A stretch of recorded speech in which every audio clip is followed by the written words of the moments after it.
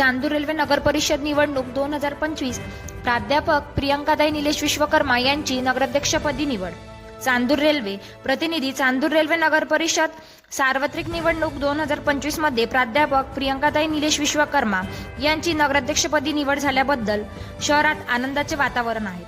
त्यांच्या निवडीमुळे सर्वसामान्य नागरिकांमध्ये समाधान व्यक्त करण्यात येत असून विविध स्तरातून त्यांच्यावर अभिनंदनाचा वर्षाव होत आहे। प्राध्यापक प्रियंकाताई निलेश विश्वकर्मा या अभ्यासू, संयमी आणि संवेदनशील नेतृत्व म्हणून ओळखल्या जातात। सामाजिक, शैक्षणिक व नागरी प्रश्नाबाबत त्यांचा सक्रिय सहभाग नेहमी चर्चेत राहिला आहे। त्यांच्या नेतृत्वाखाली चांदूर रेल्वे शहराच्या विकासाला नवी दिशा मिळेल असा विश्वास नागरिकांनी व्यक्त केला आहे।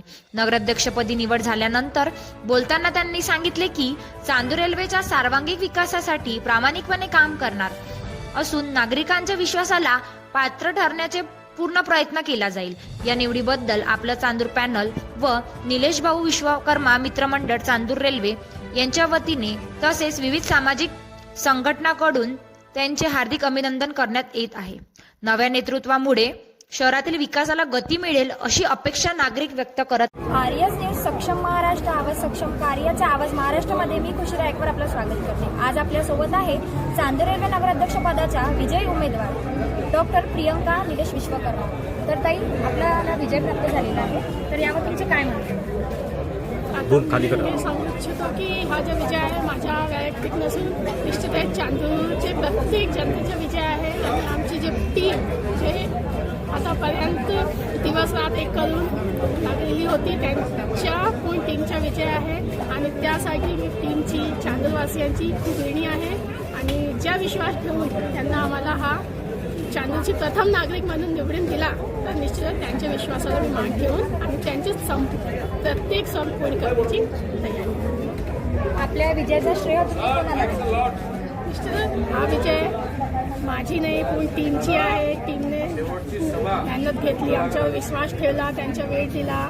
त्यानंतर आमचे सर्व मार्गदर्शक डॉक्टर निलेश विश्वकर्मा असले आणि अनेक मार्गदर्शक आहे ज्यांना वेळोवेळी आम्हाला योग्य दिशा दिली आणि मार्गदर्शन केले, आत्मविश्वास दिला।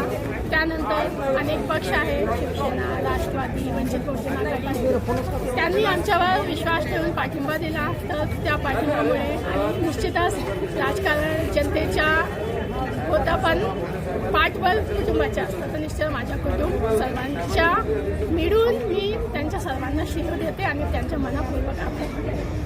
चांदूरच्या विकासासाठी तुमचे पहिलं पाऊल काय राहणार?